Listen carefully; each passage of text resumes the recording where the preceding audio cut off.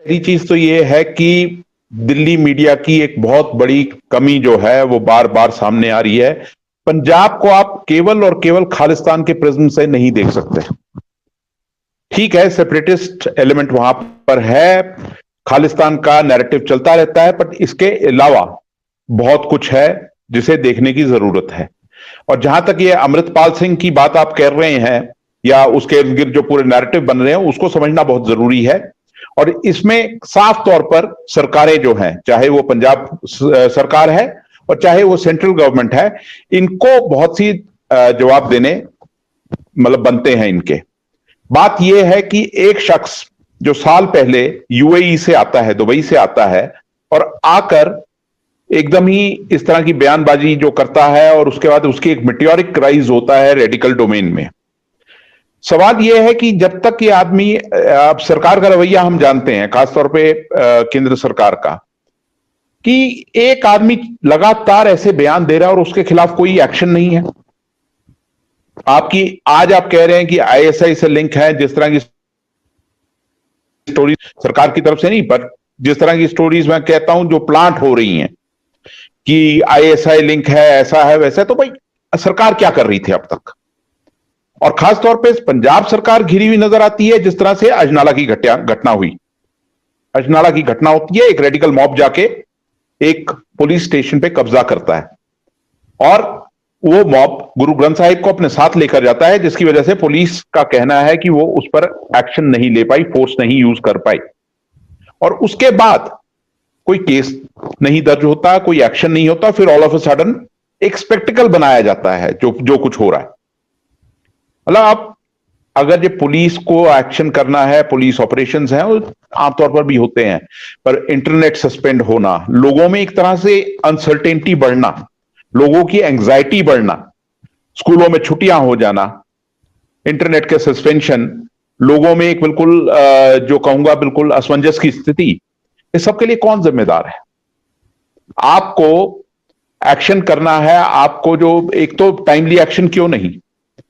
केंद्र सरकार की एजेंसियां जो हैं वो किस लिए हैं कि कोई व्यक्ति आकर ऑल ऑफ अ सडन एक रेडिकल डोमेन में इस तरह की बयानबाजी शुरू कर देता है और खालिस्तान का नैरेटिव शुरू करता है और बार बार सिखों को एक विक्टिम की तरह पेश करता है। और इसमें शाबाशी देनी होगी पंजाब की जनता को, जिसने इस नैरेटिव को बिल्कुल दरकिनार किया हुआ है। और खालिस्तान, जो मैं कहूं आपको, खालिस्तान जमीन पर कोई भी इसकी सपोर्ट नहीं है।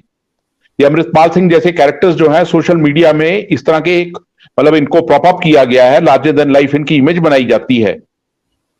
और फिर मोटे तौर पर अगर आप देखें तो इसका कारण क्या है? इस पूरे नैरेटिव का दोबारा आने का कारण यह है कि पंजाब के जो मसले हैं, जो फेडरल मसले हैं पंजाब के, वो अभी तक किसी भी सरकार ने कोशिश नहीं की कि उन्हें सुलझाया जाए।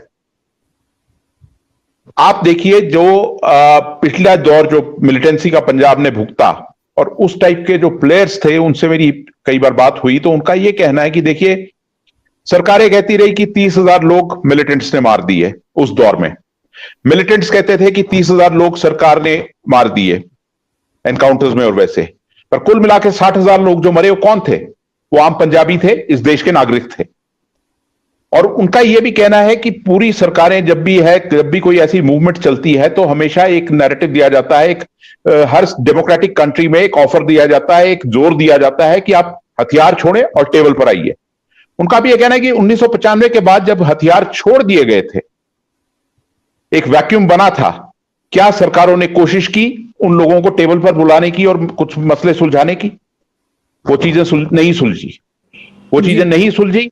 उसका एक जो वो है, आप देख रहे हैं वो अनसुलझी चीजों को अब फिर एक हवा दी जा रही है।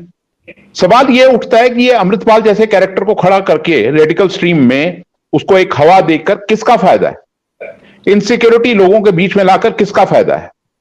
आज आप पूछिए पंजाब के किसी भी आदमी को, वो केवल एक चीज चाहता है कि मुझे शांति से जीने दीजिए। वैसे ही आदमी मतलब जो नागरिक है उनके लिए समस्याएं कम नहीं है। और सबसे बड़ी चीज यह है कि किसान मूवमेंट के बाद जो एक जो माहौल बना था, लोगों में राजनीतिक चेतना बहुत बड़ी है पंजाब के लोगों में, पंजाब क्या मतलब पूरे स्टेट्स में जहां जहां ये मूवमेंट रहा है। अब उसके बाद क्या हुआ, जब वो फार्म एक्ट्स वापस लिए गए तो चीजें एक तरह से बिखराव की स्थिति में थी। और लोगों का यह मानना है कि जब भी ऐसी स्थिति होती है तो राइट विंग अपनी जगह बनाने की कोशिश करता है। तो वो हो रहा है पंजाब में, एक तो वो दिख रहा है। दूसरी एक कोशिश किसानों का खास तौर पर यह मानना है कि एक कोशिश यह भी है कि जो यूनिटी अचीव की गई वो एक डेमोक्रेटिक मूवमेंट थी, किसान मूवमेंट जो थी, जो फार्मर्स मूवमेंट थी, उस यूनिटी को तोड़ने की भी कहीं ना कहीं से कोशिश की जा रही है। तो इन सब चीजों के बीच में पंजाब खड़ा है। जवाबदेही की आप बात करें तो आप देखिए किस तरीके से गैंगस्टर जो हैं वो इंटरव्यू दे रहे हैं टेलीविजन चैनल्स को, और पंजाब पुलिस केवल ये कह रही है कि ये इंटरव्यू पंजाब में नहीं दिया गया। क्या आपकी ड्यूटी नहीं बनती कि आप ट्रेस करेंगे इंटरव्यू कहां से लिया गया, कहां किसने दिया, कैसे हुआ? अलग अलग तरीके से मतलब एक केओस खड़ा किया गया है पंजाब में। और उसमें आप देखिए कि उसमें क्या रीजन कोई कोशिश हो रही है क्या रीजन तलाशने की, वो सबसे इंपॉर्टेंट है जी।